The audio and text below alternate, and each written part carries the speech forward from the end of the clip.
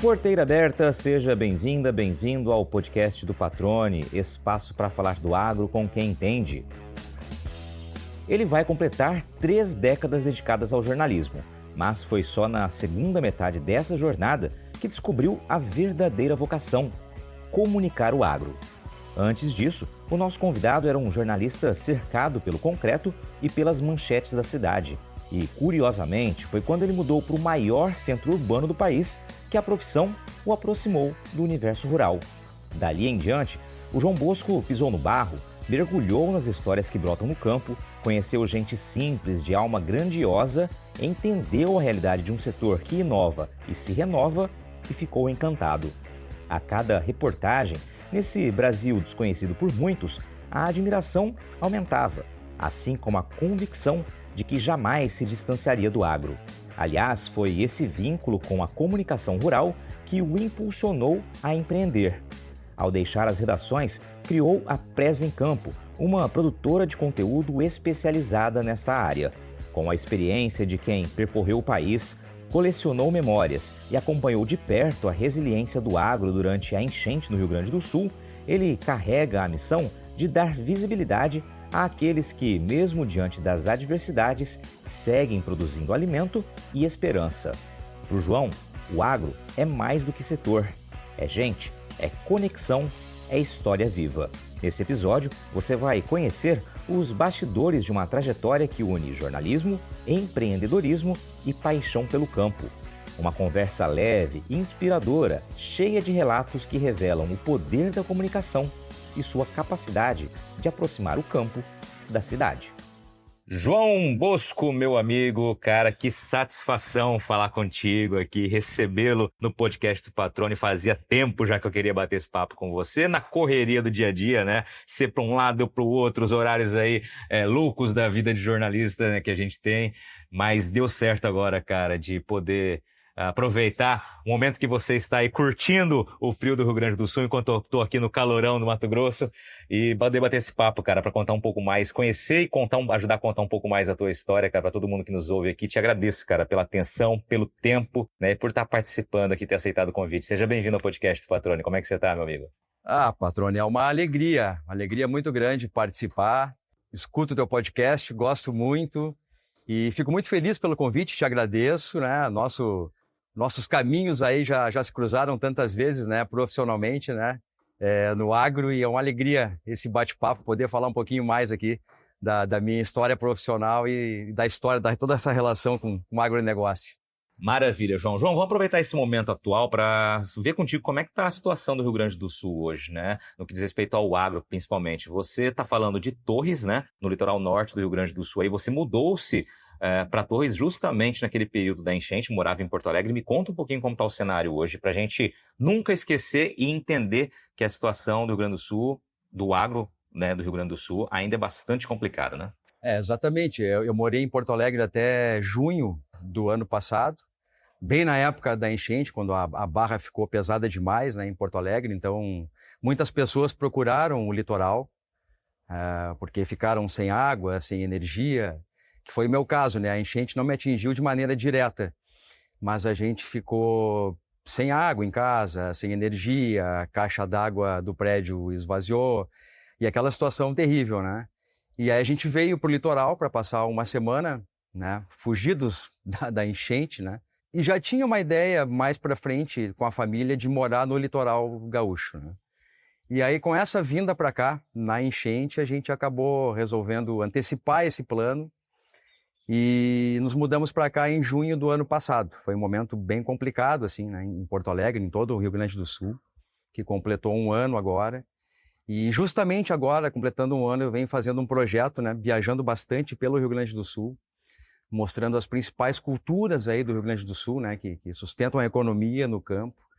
E o que eu vi, assim, nesses 2 meses de viagem é um estado em reconstrução, né? Muitas pontes ainda sendo refeitas, estradas sendo consertadas, enfim, né? É um estado em reconstrução, né? Então, tem um lado triste de ver que isso aconteceu, mas tem um lado anímico também de ver que essa coisa está indo para frente, né? A gente está vendo um estado em reconstrução, né? A gente conversa com muitos produtores rurais aí que estão tocando para frente, com as suas safras, né? Com as culturas, enfim, né?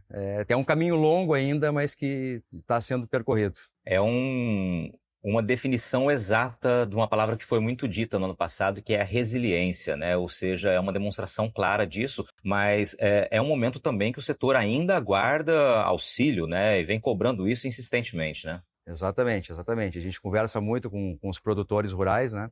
Nesse projeto, inclusive, né? A gente passou por alguns protestos no Rio Grande do Sul, né? Em busca de renegociação de dívidas. E é isso, resiliência. E aqui no Rio Grande do Sul, os produtores falam muito isso, né? Essa força do gaúcho, né? De não desistir, de ir para frente, que é uma característica do produtor rural, né? Intrínseca, né? A essa atividade, né? Que essa indústria a céu aberto, né? Que foi tão atingida no passado, né? Eu conversei com produtores ali, foi curioso, inclusive, né? Porque às vezes vem a chuva e é uma safra que a chuva acaba com a cultura. Teve situações aqui que ela acabou com o solo, né? Varreu o solo, nada. Enfim, vai muito além das perdas de uma safra, né, Patrone? Exatamente. E aí, João, eu acho sempre muito importante destacar o papel de relevância que a comunicação tem, que a imprensa tem, né? E não é puxando sardinha para nossa área, mas é porque a gente tem muito, né? O ser humano tem muito daquela emoção pontual, né? Então todo mundo se comoveu o ano passado, muita gente ajudando, né? Fazendo várias campanhas em vários estados do país. Só que passado aquele momento de comoção, a gente esquece, né? Outras coisas vão acontecendo e é natural do ser humano achar que está tudo bem, né? Então é sempre importante a gente voltar a quem está longe no Rio Grande do Sul, evidentemente, que não está vivenciando dia a dia o que acontece e saber que existem projetos, que existem mesmo os protestos, mas que não deixam essa memória realmente sumir, né? Então que é preciso lembrar o que aconteceu, porque os problemas que decorreram desse impacto que o Estado vivenciou ainda estão, né? Está um momento de reconstrução, mas é um momento longo, né? Um momento, realmente, a estrada não é curta, né? É uma jornada, uma dedicação, e claro que é preciso auxílio, é preciso esforço coletivo para que o Estado se reconstrua e todos os segmentos mais atingidos aí possam voltar a prosperar, como acontecia no passado, né? Exatamente. Eu acho que entra muito o nosso papel, né, de comunicador, né, o papel da comunicação, no nosso caso, né, no meu caso em específico, também muito ligado ao agro, né. Eu hoje tenho uma produtora de audiovisual que trabalha fazendo vídeos para o agronegócio, né. É impossível trabalhar fazendo vídeos hoje no Rio Grande do Sul sem contar essa história, né, e aí vai o nosso papel de não deixar morrer, né, essa memória aí e auxiliar, né, quem precisa também. Excelente, excelente. Vamos aproveitar que você falou, né, um pouco da carreira ligada ao agro, vamos entender um pouquinho da história do João Bosco, João Henrique Bosco, né? Você é natural de onde, como começa a tua vida e tuas primeiras relações com o campo, João? Eu nasci em São Paulo e fui muito pequeno, bebê de colo ainda para Porto Alegre, né? Que foi onde eu fiz a minha vida em Porto Alegre e o início da minha vida profissional. Eu sou jornalista de formação e comecei a minha vida profissional na Band em 1995. Inclusive, em novembro próximo agora, estou completando 30 anos de carreira. Passa rápido. E comecei na Band fazendo produção, trabalhando na produção interna. Não tinha ideia de ser um comunicador de TV, de aparecer na TV, tinha medo, né? Tinha vergonha, era tímido. E aí aquela coisa, um dia o repórter faltou para ir na matéria, manda o produtor, manda o estagiário. E eu fui lá para segurar o microfone, lembro até hoje com a mãozinha tremendo ali para, enfim, só fazer uma pergunta, uma entrevista. E aí fui picado pelo mosquitinho, né? E comecei a gostar. E em seguida virei repórter. E repórter de TV, repórter de geral, que a gente chama, né? Que é um repórter que na emissora faz de tudo. Faz política, faz polícia, faz entretenimento. Fiquei na Band 2 anos e aí fui para a RBS, no interior do Rio Grande do Sul, em Santa Maria. Lá fiquei 5 anos, em Santa Maria, também sendo repórter de geral, um aprendizado fantástico no interior. A gente aprende bastante trabalhando no interior, essa relação, inclusive humana, né, com os colegas, com os cinegrafistas, são estruturas menores, né, então a gente precisa se ajudar, né, dar as mãos ali, isso é um aprendizado de vida muito grande. De Santa Maria, fui para a TV Rio Sul, que é afiliada da Rede Globo, no Rio de Janeiro, na região sul do Rio, ali na cidade de Resende, Volta Redonda, Barra Mansa. Fiquei lá 1 ano e meio, 2 anos trabalhando. E volto para Porto Alegre, para trabalhar na RBS da capital, de repórter na capital. E aí, patrona, em 2011 a minha vida dá uma guinada, porque eu saio de Porto Alegre já com 14 anos de profissão e vou morar em São Paulo. Eu queria morar em São Paulo. E vou para o Canal Rural, porque o Canal Rural, na época, ele era da RBS, né? Era uma emissora ligada à RBS. Então, para mim, era mais fácil entrar pelo Canal Rural. Eu não sabia nada de agro, não tinha intenção de trabalhar com agronegócio. A minha ideia era entrar pelo Canal Rural, fazer férias ali, ficar uns 3 meses, 4 meses. E dali conseguir uma vaga em uma outra emissora, né? Que, enfim, era o que eu sabia fazer. E aí eu começo a gostar do agronegócio. As pessoas começam a me dizer, olha, aqui tem viagens bacanas, tem projetos legais para fazer, pode conhecer o Brasil. E eu não sabia nada de agro, né? E comecei a fui ficando. E como eu dominava o veículo de TV, eu conseguia fazer algumas matérias que eu não entendia muito bem, porque a lógica do agro demora um pouquinho para se entender. Eu trabalhei 1 ano no Canal Rural, de 2011 a 2012, sem entender muito essa lógica do agro. Mas como eu dominava o veículo, eu ia fazer uma matéria, eu voltava para a redação com a matéria pronta, bacana, bem feita, mas não tinha entendido nada muitas vezes da matéria. Eu fazia matéria sobre algodão, mercado de algodão, entrevistava analista. Cara, eu voltava assim, meu Deus do céu, cara, que coisa difícil, né?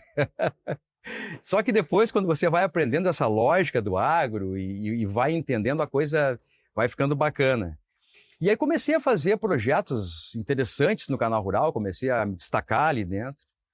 E faço um projeto em 2012 que eu considero assim que tenha mudado a minha vida profissional para sempre, assim, que é o projeto chamado, que você deve conhecer muito bem, que é o Canal Rural na Estrada, que era um projeto sobre logística, que a gente viajava de caminhão pelo Brasil inteiro. A gente saía ali de Porto Alegre, no Rio Grande do Sul, e ia a Santarém, no Pará, de caminhão, mostrando como era essa logística do agronegócio, né? Então eu fiz esse projeto em 2012, que era a logística do transporte animal. Em 2013 eu repeti o projeto de novo, novamente, que aí era a logística de grãos, a gente pegou a época da safra e tal. E aí isso foi incrível, conhecer o Brasil, conhecer a logística, conhecer os projetos do Arco Norte, né, que se chamava na época ali, hidrovia, ferrovia, projetos que estavam acontecendo para mudar essa logística inversa que se chamava, né, que tinha que se sair do norte do Mato Grosso e ir para Santos, né, para exportar, ou para Paranaguá. E isso aí mudou completamente assim, a minha visão do Brasil e a minha visão do agro e profissional, porque não saí mais do agro. Então eu estou completando 30 anos de carreira, metade dela é no agro. Os clientes da Agrosol tiveram uma produtividade surpreendente nesta safra de soja. Mesmo com os desafios climáticos em algumas regiões, quem investiu nas sementes da empresa colheu excelentes resultados.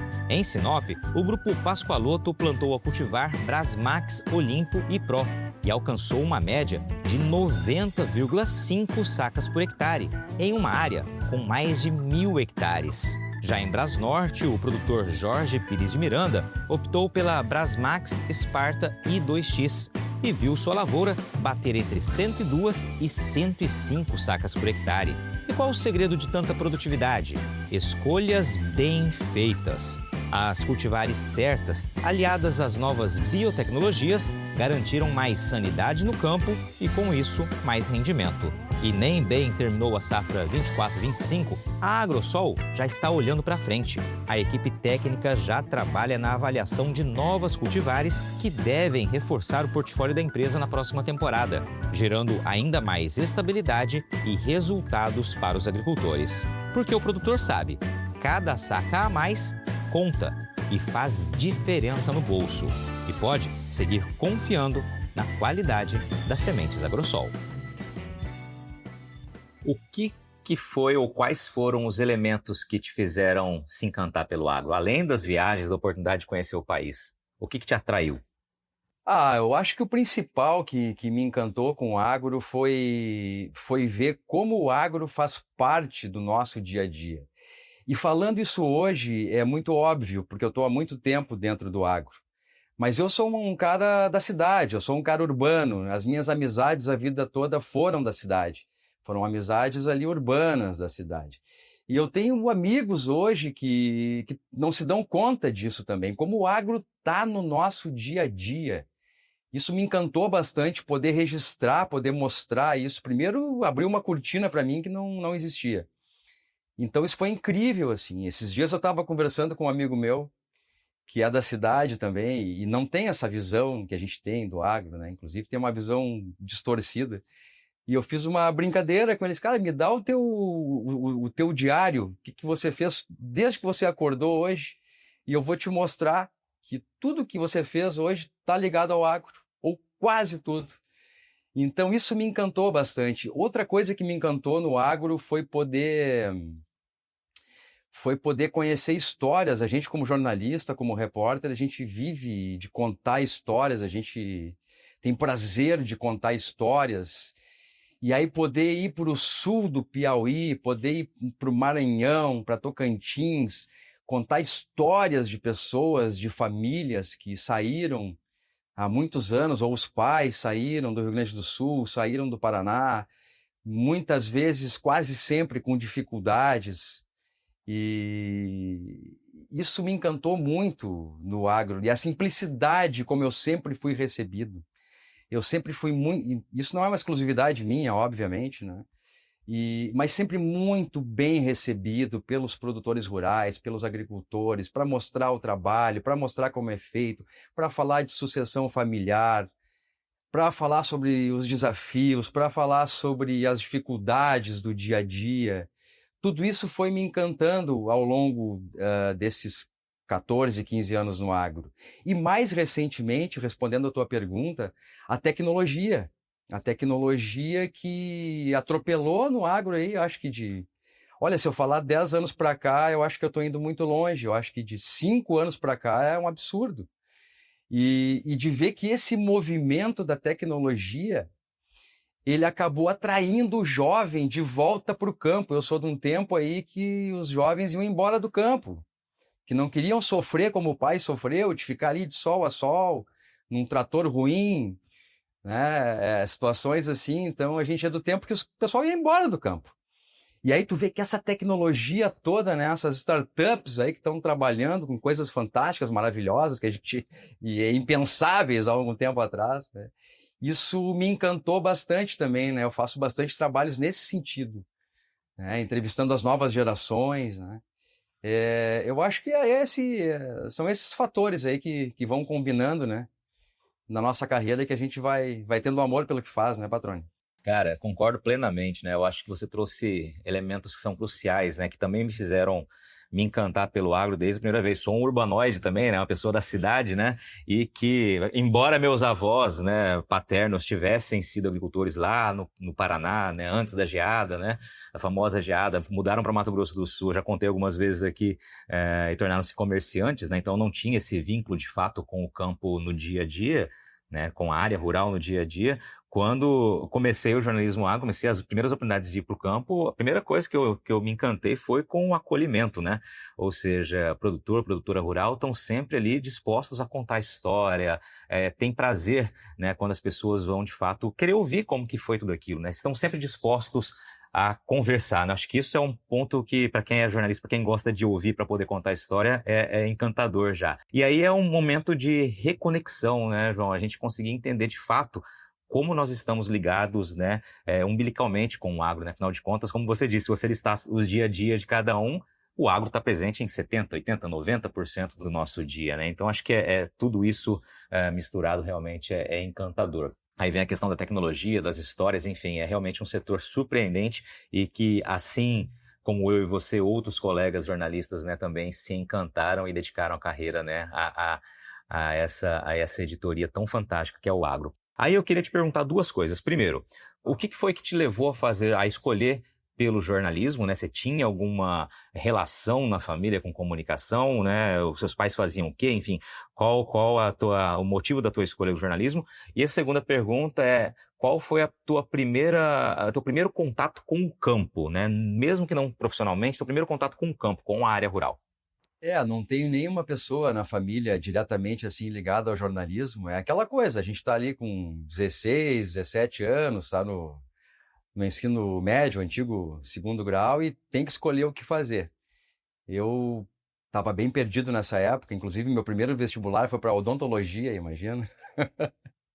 E estava perdido. E eu morava com meu avô na época, né? Foi uma pessoa muito importante na minha vida. Eu perdi meu pai muito criança ainda. Então, meu avô teve um papel muito, muito importante. Inclusive, o meu nome João é em homenagem a ele, né? Ele era João também.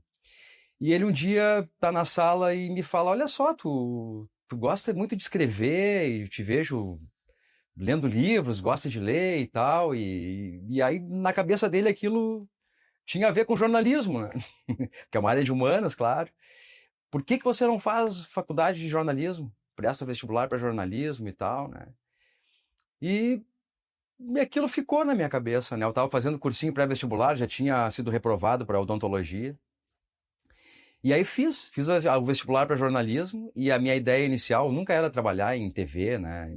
Era uma pessoa muito tímida, me achava, pelo menos, né? Então a ideia era escrever, eu queria escrever em jornal, queria me dedicar à escrita, né? Gostava de ler e tal.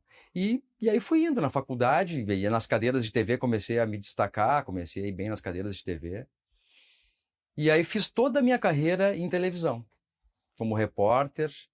E a tua segunda pergunta, quando foi a primeira relação com o campo, eu não tenho essa exata memória. Mas com certeza deve ter sido no interior, em Santa Maria, que eu trabalhei 5 anos como repórter na RBS TV. E fiz muitas matérias lá, muitas matérias, né? É uma região central do Rio Grande do Sul, muito importante, né, para o agronegócio. E matérias factuais, matérias de safra, matéria quando a safra foi boa, matéria quando a safra foi prejudicada pelo clima.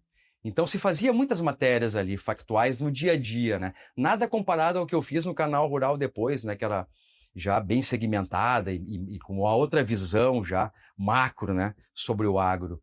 Mas com certeza isso já veio de lá, essa relação com o campo das matérias factuais do dia a dia. Muito bom, muito bom. E aí, aproveitando um gancho que você trouxe na sua resposta, cheguei até a comentar, mas não me aprofundei. Você falou, né, de amigos da cidade, da área urbana, né, e que você muitas vezes vai lá, são críticos ao agro, e você tenta, né, trazer esse olhar de quem está vivenciando o agro no dia a dia. O que você acha que falta, João, para que as pessoas que desconhecem de fato a realidade do agro, ou que demonizam, que criticam muitas vezes, né, ou a grande maioria das vezes sem o devido conhecimento, o que falta para que essa conexão campo-cidade possa de fato superar quaisquer barreiras que existam?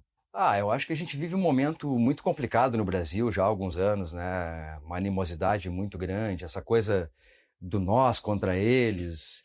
Eu acho que nesse contexto falta olhar o agro com carinho. Eu acho que falta olhar com carinho para o campo. Tem pequeno produtor, tem médio produtor, tem grande produtor, cada um fazendo a sua parte, cada um trabalhando ali na produção de alimentos. Eu acho que falta comunicação. Eu acho que a gente que trabalha com agro, às vezes fala muito para dentro da nossa bolha. Eu acho que é preciso, talvez, mudar essa comunicação em direção à cidade para poder tocar as pessoas, mostrar de maneira educativa, carinhosa, como o agro está ligado ao dia a dia delas. Eu acho que falta... É uma questão de comunicação, muitas vezes. E acho também, Patrone, que o agro... Acho que falta uma mídia também segmentada no agro. Faltam mais pessoas para fazer essa ponte com a cidade. Muitas vezes são pessoas só dentro do agro. E aí já fala para a bolha. Ou quando fala para a cidade, fala com uma certa animosidade. Então acho que falta isso. Falta bom senso às vezes, sabe? Concordo contigo. E a gente vive nessa necessidade de furar a bolha, mas realmente falar para fora da bolha, mas colocar em prática isso ainda é muito desafiador, né? O negócio é que é um caminho não de curto prazo, né? É uma iniciativa de médio, longo prazo para que constantemente as informações cheguem, a meu ver, né, no público aí que não conhece o agro de maneira frequente, né? E consequentemente a gente vai desmistificando mitos, né, derrubando inverdades e, consequentemente, a gente consegue ganhar ali, né, um pouco mais de olhar mais atento e mais realista sobre o agro. É um caminho longo, mas que precisa ser trilhado de qualquer forma, né? Exatamente. Eu recentemente estou fazendo ainda, né? Tá em processo de edição, um trabalho muito bacana aqui no Rio Grande do Sul, que ele é um desafio, porque é para fazer exatamente isso, fazer essa conexão, essa ponte do campo com a cidade. Então ele é um trabalho que ele fala para o agro, né? Ele é um trabalho que vai estar mostrando as principais culturas do Rio Grande do Sul: arroz, pecuária, soja, milho, culturas de inverno, HF. Então ele fala para o agro, mas ele vai ser publicado fora da bolha. Então ele fala também para as pessoas da cidade. Então ele não pode ser muito técnico, e a gente está acostumado a fazer matérias que para a gente são muito óbvias, mas são técnicas para quem não conhece. E nesse caso não, nesse caso ele tem que ter uma pegada também mais leve, até de entretenimento, curiosidades, coisas que a gente está acostumado aqui dentro, mas que lá fora as pessoas não sabem e que se surpreendem com isso. Então está sendo muito legal esse desafio de fazer um trabalho fazendo essa conexão do campo com a cidade, falando com o pessoal do campo e falando com o pessoal da cidade. Bacana. Está previsto para estrear quando esse material? O primeiro vídeo vai estrear dia 28 de julho, segunda-feira próxima agora. Olha aí, esse episódio está entrando na quinta-feira agora, hoje quinta-feira.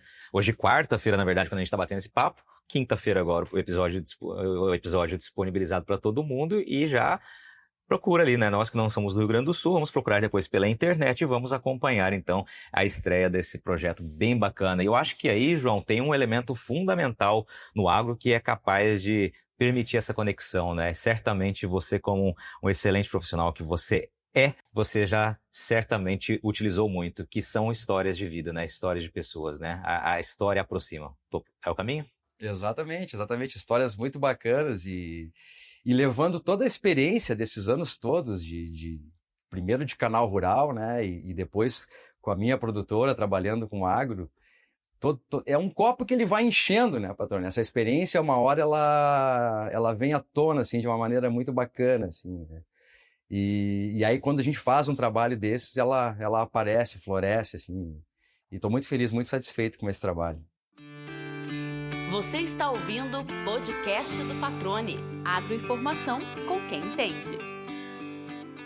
Maravilha. Vamos aproveitar, cara, que eu tô aqui tirando parte do teu tempo do dia aí do trabalho, né, para bater esse papo bacana aqui, já que você tá me cedendo um espaço aqui para trazer um pouco da tua história pra gente, vamos aproveitar também o espaço do podcast para que você divulgue o trabalho da produtora. Me fala como tá a história da produtora, né, como começou depois que você, claro, saiu, né, do jornalismo diário ali, você montou a produtora. Me fala um pouquinho do trabalho que vocês têm realizado. Ah, que bacana. Montar a produtora, ela tá diretamente ligada à tecnologia do agro, né? Eu comecei a perceber que o agro estava muito tecnológico, que a tecnologia estava atropelando a agricultura 4.0, e tive a ideia: por que não montar uma produtora de audiovisual trabalhando segmentada no agro, né? Pegando todos os meus contatos que eu tenho no Brasil. Afinal, eu estava já ali 6, 7 anos viajando pelo Brasil. E vou fazer vídeos para o agro, vou atender empresas que eu conheço, vou fazer material para as emissoras que trabalham com agro, e assim foi. Aí, na época, saí do canal rural, montei a produtora, e é um exemplo que eu gosto de dar muito, porque eu acho que ele serve para muita gente, né? Empreender não é fácil. Eu montei essa produtora, patrão. Eu acho que em 6 ou 7 meses eu estava completamente falido. Mas falido assim de não ter dinheiro para tomar um cafezinho na esquina, cara. E eu gosto de contar, não é uma coisa que me envergonha, lógico, ao contrário, né? Porque mostra como é difícil empreender. A gente é acostumado, eu no caso ali era CLT já, há 14, 15 anos, já 5 recebia o salário.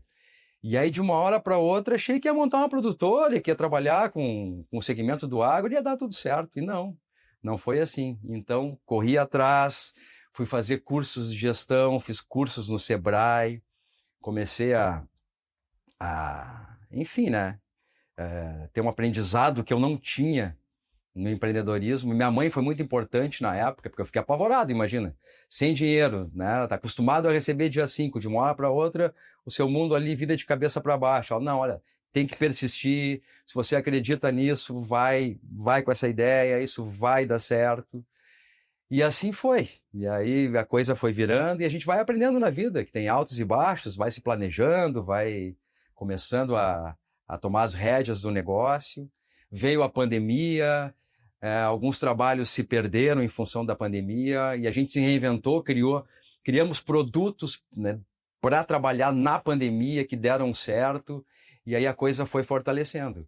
Então hoje a gente está aí já com a produtora, olha, 8 anos no mercado, entre essa dificuldade inicial e depois toda essa reinvenção e os trabalhos. E muito bem, graças a Deus aí com pessoas que confiam no nosso trabalho. E aí entra uma outra questão importante, que também tem a ver com a tecnologia, que a comunicação mudou muito no audiovisual. Isso é de 3, 4 anos para cá. Se você vai em qualquer feira aí hoje em dia, de agro, ou em qualquer situação, tá cheio de gente com um celular na mão gravando vídeo, todo mundo faz vídeo. E aí, como é que você que tem uma produtora de audiovisual se diferencia nesse mercado? É complicado, né? É aquilo, um bom celular na mão de qualquer pessoa é uma coisa, na mão de um cinegrafista bom com quem eu trabalho é outra, né? Então essa é a diferenciação de mercado, mas também a gente procurou se reinventar. Então hoje a gente trabalha com vídeos estratégicos, vídeos que dão resultado, né? Não é mais aquela coisa, fiz um vídeo institucional para a empresa X ali, entreguei para a empresa vai usar aquele vídeo e no ano que vem eu ofereço outro vídeo. Não, tem que montar um pacote, fazer vídeo estratégico, tem que saber o que o cliente precisa. Muitas vezes ele não sabe do que precisa. Muitas vezes ele acha que é um vídeo institucional e não é. Ele quer vender produto, aí isso é outro tipo de vídeo. Ou o contrário, né? Ele quer um vídeo para se posicionar no mercado e aí te pede um vídeo para vender produto. Enfim, são vários tipos de vídeos para objetivos diferentes. Então é preciso primeiro entender o que o cliente precisa, o que ele quer, né? Dar resultado, fazendo um vídeo estratégico para ele. E aí assim a coisa vai funcionando. E é o que a gente vem trabalhando nesse sentido, nesses últimos anos aí, Patrone. Cara, muito legal e você dividir esse histórico com a gente aqui, João, porque a gente imaginava, você já tinha experiência de vários anos aí, né, na carreira, mais de 20 anos à época dessa mudança profissional, tinha experiência vasta já no agro, né, e aí você vai para algo novo e enfrenta a dor, né, do início do empreendedorismo, né, com a dificuldade que você relatou, e aí não desiste da ideia por apoio da sua mãe, como você mencionou, mas vai buscar aprendizado, né? Ou seja, um aprendizado específico para quem quer empreender, né? Você falou do Sebrae, né? Que fez cursos, né? Treinamentos, abriu um pouco mais a visão, né? Para profissionalizar também esse novo passo, né? E aí, quando você consegue percorrer esse caminho com essa nova expertise, você traz toda aquela que você já tinha de bagagem, né? E isso vai gradativamente entendendo qual é o cenário dessa nova proposta e qual a necessidade de quem precisa contratar, né, de fato, quem quer contratar o serviço de uma produtora, né, e você trazendo essa análise específica para cada cliente, né. Eu costumo dizer, e você bem disse, né, se cada feira que você vai, você vê pessoas com o celular filmando e tá tudo bem, né, o sol nasceu para todo mundo, né, mas quando você tem expertise, você sabe gerar o conteúdo, provocar qual o conteúdo necessário para aquele determinado cliente, com quem consegue fazer imagem com toda a qualidade necessária e consegue fazer imagem entendendo qual é a necessidade do agro, o que é preciso mostrar, né, para um cliente específico do agro, aí claro que o espaço ele é conquistado com toda essa expertise conjunta aí, né? Então muito bacana você trazer também esse ponto. Me repete o nome da produtora aí para todo mundo já também saber como procurar vocês aí, que já faz a propaganda completa aqui. Maravilha. A produtora é a Press em Campo. Press em Campo. O site é pressemcampo.com. Tem o canal no YouTube também, tem o canal no Instagram E lá estão os nossos vídeos, os bastidores, né? Os clientes, entrevistas. Legal. Lembrando que o press é com 2 S's, né? É remetendo à imprensa, correto? 2 S, remetendo à imprensa. Que na época a ideia foi press em campo, né? Porque ela era segmentada no agro, então a palavra é campo, mas também com duplo sentido. Press em campo, né? Tá em campo, tá jogando. Tá fardada. Tá nativa. Sempre, né? Maravilha, maravilha. Ô, João, a gente tá quase caminhando pra reta final aqui, cara. Pô, passa muito rápido batendo papo contigo, porque o João, quem conhece pessoalmente aí, certamente aqui muita gente vai estar ouvindo aqui que conhece o João pessoalmente, sabe que é muito fácil conversar com o João, né? O João é sempre essa simpatia. Vocês não estão vendo, mas estão percebendo que ele tá com um semblante de sorriso, porque ele tá sempre com esse otimismo, com essa simpatia. É uma característica nata do João Bosco, que é muito bacana. É sempre muito prazeroso bater um papo contigo, cara. E assim, se eu deixar aqui, nós vamos ficar umas 2, 3 horas conversando aqui tranquilamente. Mas vamos lá. A gente tem algumas perguntas tradicionais aqui, João, que são bem tranquilas aqui pra ti. A gente deixa sempre pro fim aqui. Primeiro, cara, qual aquela pergunta? Esse pra nós que somos jornalistas é mais difícil ainda responder, mas você vai fazer teu exercício aí e vai me dizer. Qual a pergunta que você, João Henrique Bosco, João Bosco, gostaria de ter que responder um dia, cara, que não foi feita pra você ainda? O que você gostaria que te perguntassem? Pode ser no futuro. Essa é difícil, hein, Patrone? Eu gostaria que me perguntassem daqui no futuro, né? Eu gostaria que me perguntassem daqui a 10 anos. E aí, João, valeu a pena? Porque eu quero responder que sim. Bacana, cara, eu concordo. Acho que essa é a pergunta e poder dar essa resposta é o melhor cenário a melhor conclusão de que a gente conseguiu trilhar o caminho que a gente esperava, né? Eu também acho que essa seria a pergunta que eu gostaria de responder também um dia. Valeu a pena? E a resposta já, sim, valeu, né? Valeu cada esforço, cada suor, né? Cada momento. Bem bacana. Uma curiosidade sobre você, João. Difícil também, hein, Patrone? Eu sou um gremista fanático. Vale essa? Vale. Tá bom. É fanático a ponto de ficar encabulado quando caiu pra Série B, ficar desesperado, lembrar com orgulho da Batalha dos Aflitos, como que é? Já fui mais, já fui mais torcedor, mas é uma curiosidade. Legal. O futebol, ultimamente, eu não podendo falar muito não, que meu time, meu alvinegro de Parque São Jorge tá difícil, viu? A situação tá complicada, mas corintiano não desiste nunca, né? Vamos pra frente, né? Faz parte. Vamos lá, uma outra pergunta. Bom, você trouxe a Presa em Campo, falou, mas quem quiser procurar, conhecer você pelas redes sociais, é pela Presa em Campo, tem o seu Instagram particular, LinkedIn, como que o pessoal te acha? Pode ser pela Presa em Campo, tem o Instagram da Presa em Campo, pelo site também, presaemcampo.com, pode entrar no site, entrar em contato com a gente. No site lá tem o WhatsApp também, que entra em contato direto comigo. Seriam essas duas aí. Tem o YouTube também, né? Mas aí o canal do YouTube é mais fácil entrar em contato pelo Instagram e pelo site.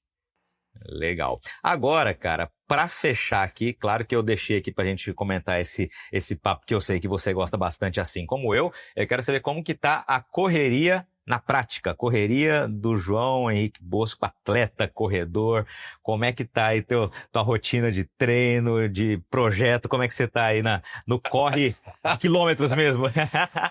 Você sabe que eu não me comparo com você, né, Patrone? Que é um profissional da corrida, né? Eu gosto muito de correr, eu corro desde a adolescência, fazia corridinhas, né, pequenas na adolescência, e o máximo que eu corria diariamente, semanalmente, eram 10 quilômetros. Corria 10 quilômetros, né? E aí, você sabe que depois que eu comecei a fazer crossfit, eu hoje treino crossfit. Minha esposa faz crossfit também, me levou para o crossfit. E eu comecei a treinar semanalmente. Umas 3 vezes por semana, 4 vezes. E eu não consegui mais correr. Parece que o corpo fala, cara, tá legal, tá bom. Hoje não corre, no outro dia também não. Então as minhas corridas aí, vamos dizer assim que elas estão suspensas por hora. Olha, essa eu não sabia, hein? Essa aqui já é novidade pra mim, hein? Eu também pratico, na verdade, eu sou um praticante de CrossFit há muitos anos, mas eu tenho ido muito pouco. Esse mês mesmo eu fui 2 dias e comemorei.